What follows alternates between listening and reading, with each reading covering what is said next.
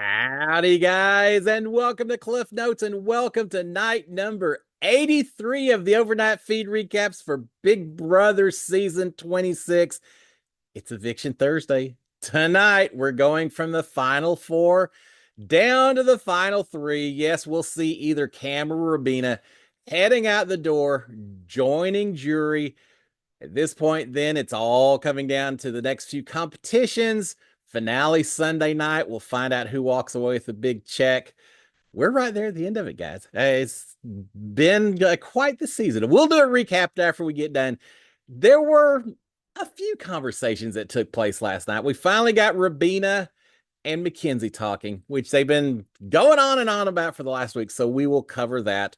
So let's just get right into the feeds. Not a whole lot going on, so this will be a quick recap, but let's get right into it. All right, the house guests did their tie-dyeing that we saw over the past day or two.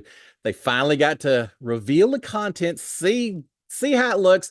For the most part, pretty good. There were a few that looked like, well, there were some that looked better than others. But the house guests got their tie-dye results. They seemed to be happy with them. And as a result, they got more clothing to tie-dye, including socks and such this time. So yeah, Big Brother feeling the absolute boredom that's going on in this house, just as much as we as the live feed viewers are as well. So expect a little more tie-dyeing to take place. We've got that. We finally, as I mentioned, did get the conversation with McKenzie and Rabina. McKenzie, I think, had been waiting for it more than Rabina had, which, considering Rabina's on the block, well, she's actually not yet, but she will be as of this evening once McKenzie uses her veto. Wouldn't that be a kick in the pants if McKenzie said, yeah, no, I'm good. I'm just going to leave it the way it is. Not a chance in the world, but hey, yeah, that would shock everyone. Now, tonight, McKenzie will use a veto on herself. Rabina will go up in her place. And then the big decision, McKenzie will be the one deciding whether to send Rabina or Cam out the door. Cam already had a couple of talks to McKenzie. Rabina, not so much. So we finally got the conversation between the two of them. I don't know, around early afternoon, 1:30, 2 o'clock, something like that. They start talking to each other. McKenzie is talking about Rabina's game, her gameplay, how amazing her resume is, and how much support that excuse me. McKenzie's talking about Rabina's resume, that she's been on the block 7 times and survived, that everyone likes her. She's played an amazing social game, that she has friends on jury. All these reasons that basically make Rabina, I mean, it's phrased as a compliment, but the undertones is that, hey, you're a threat on this thing because of all of this, Rabina. Rabina's trying to downplay it, saying, yeah, for the same reason. Yeah, I'm not a threat to your game, McKenzie. Rabina's trying to downplay it by saying, yeah, everyone's going to be watching. They're going to see all these competitions that I was in. I didn't win anything. I won that one BBA arena. That's it. So I don't have any comp wins whatsoever. McKenzie saying, no, it's about more than comp win. She's saying it's all about the social game. And honestly, that's why you're still here, Rabina, because your social game is so incredible and people are going to understand that. They're going to recognize that. She's saying, me, on the other hand, the only thing that I've got are my comp wins. That's the only thing people are going to recognize from me. I haven't played the social game that you have and all that. I seem to recall a lot of time of McKenzie talking about how she had started off as a lone wolf and figured out how to survive. And all of that's going to come up in the final 2 speech. So these two are just kind of spinning each other, saying, oh, you're the most incredible person. If you could make it to the end, you got it made. Oh, no, you're the one that's got it made. They're both kissing up to each other and trying to downplay themselves as a threat at this point in time. Rabina does tell McKenzie a couple of things that are important. One, she says, if by some miracle she does get to choose, in other words, if she wins these final 3 comps or the final of the 3 comps, and she gets to choose who to drag to the end with her, that she would love to have one of the oldest and the youngest going to the final 2 together. So in other words, I'll take you with me, McKenzie. If somehow I'm the one making a decision, I will certainly take you with me. She's also pointing out to McKenzie, saying, Cam and Chelsea, they're going to take each other to the final 2. Neither one of them is going to take you, McKenzie. I, on the other hand, would take you to the final 2.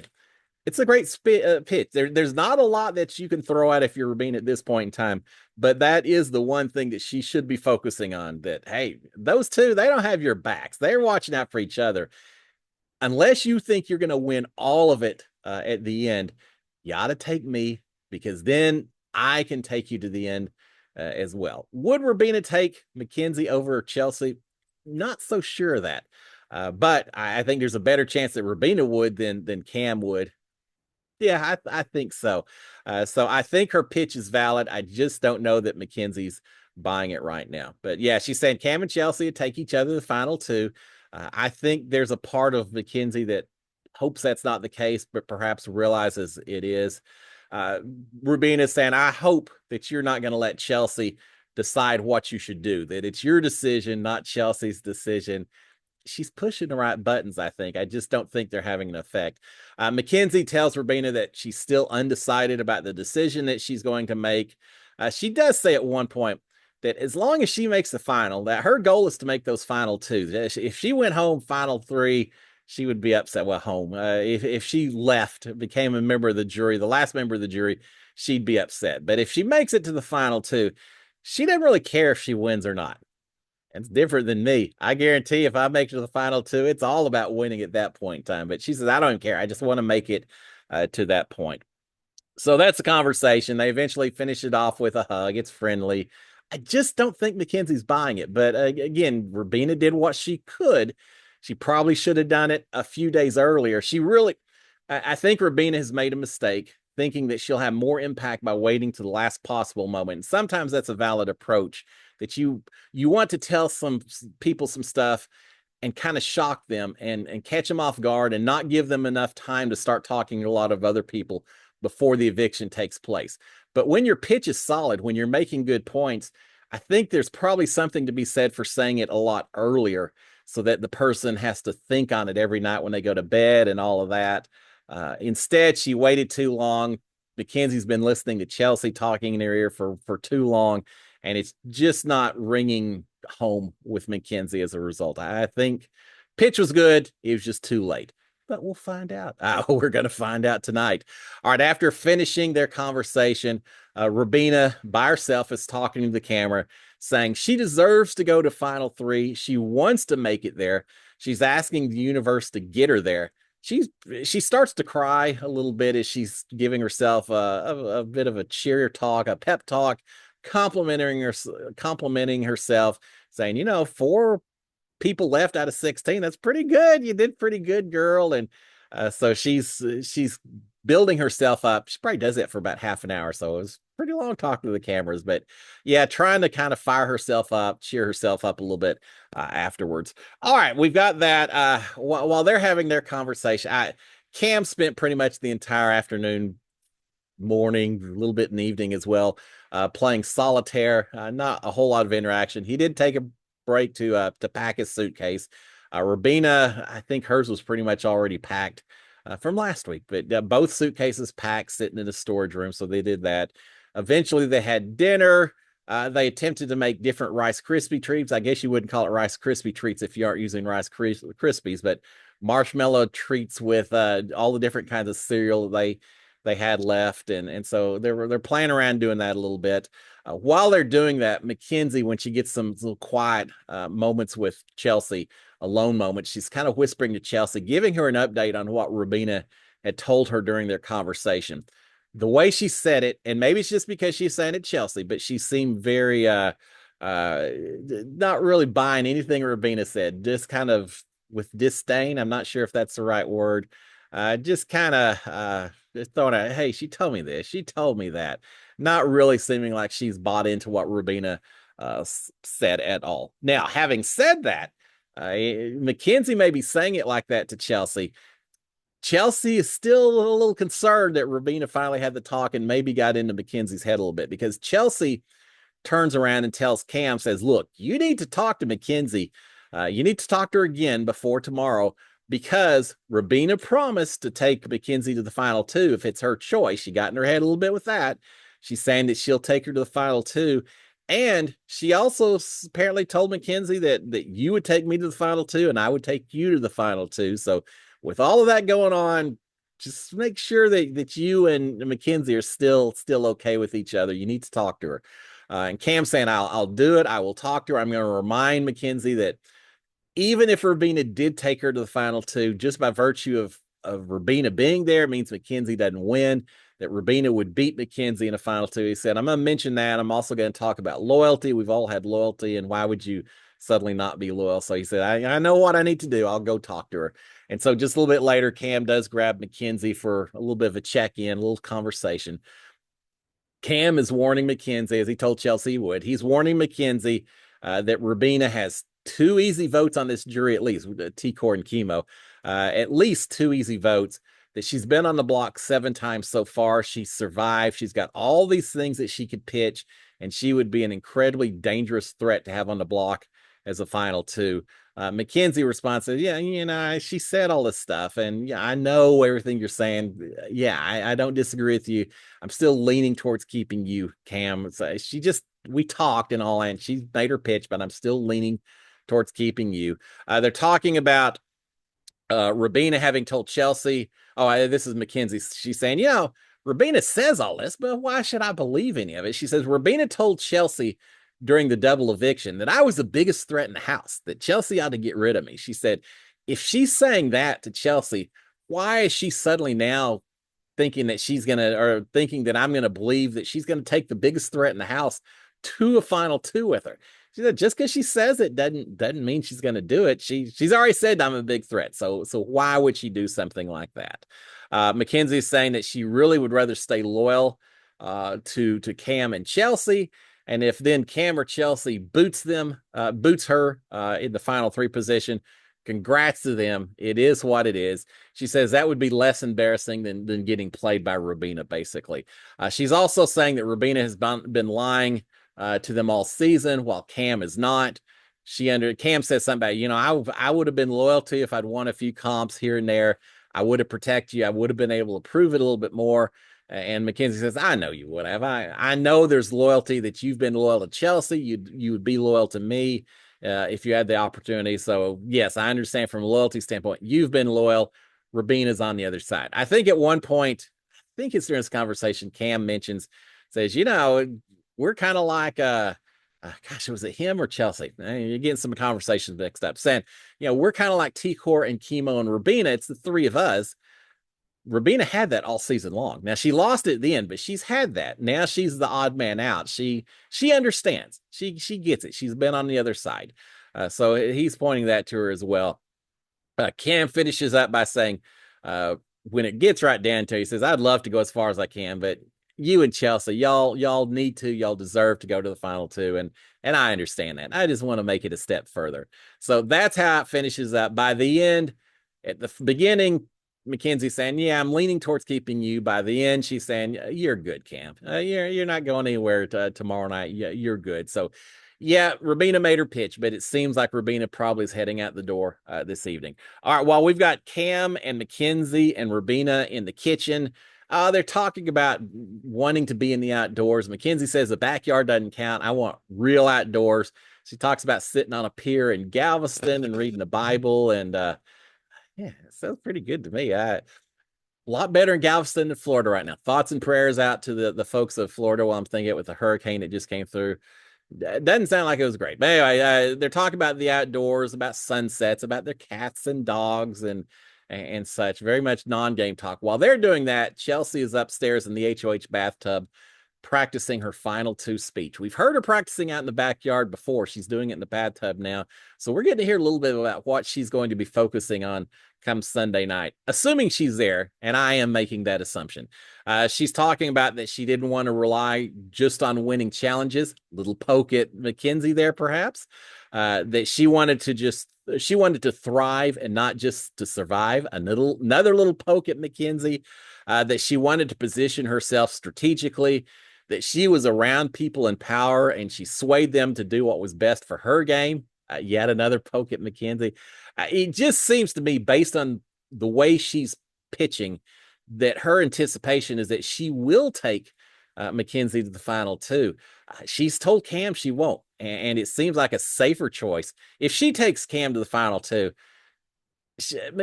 Chelsea wins, probably unanimous vote, right? Who doesn't vote, even with a bitter jury? I just don't see it happening.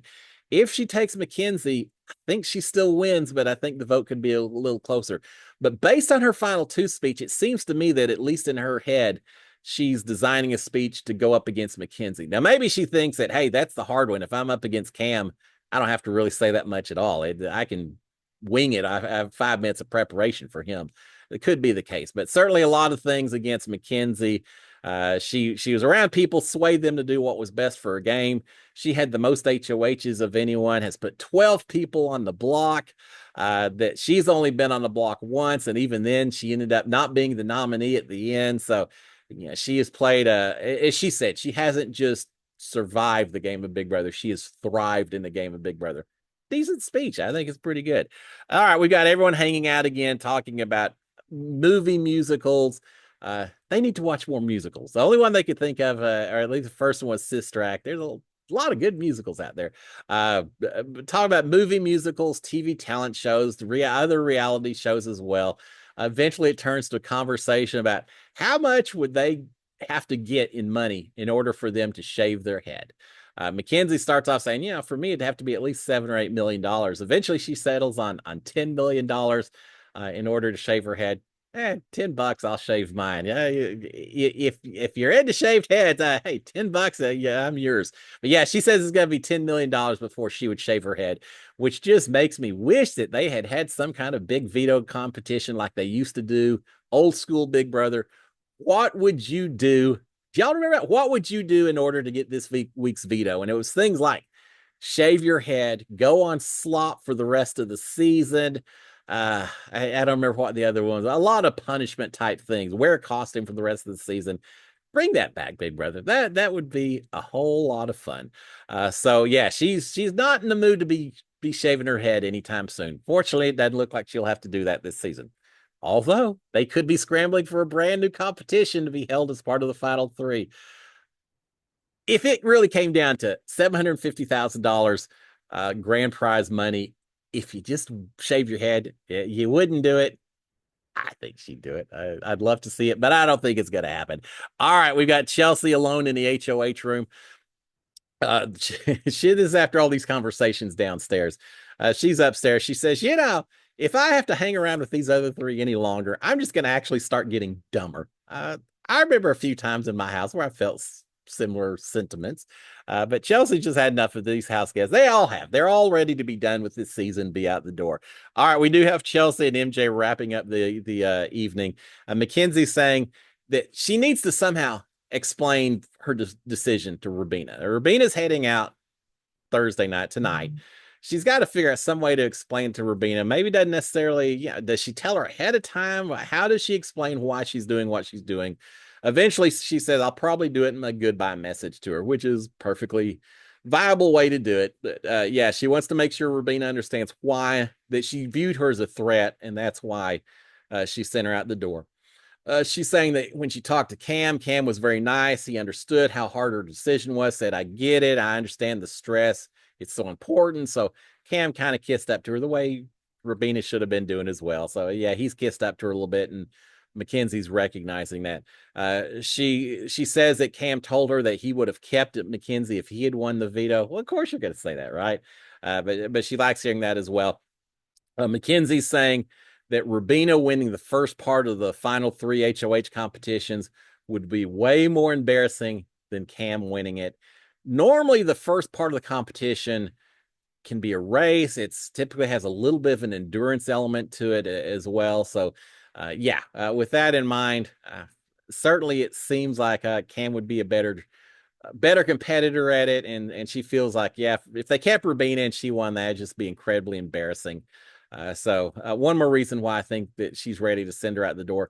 McKenzie's saying, I think Chelsea said, you got to talk to either one of them tomorrow. And McKenzie says, well, I don't think there's really a need to talk to them at this point in time. I think the decision's there. It's all done.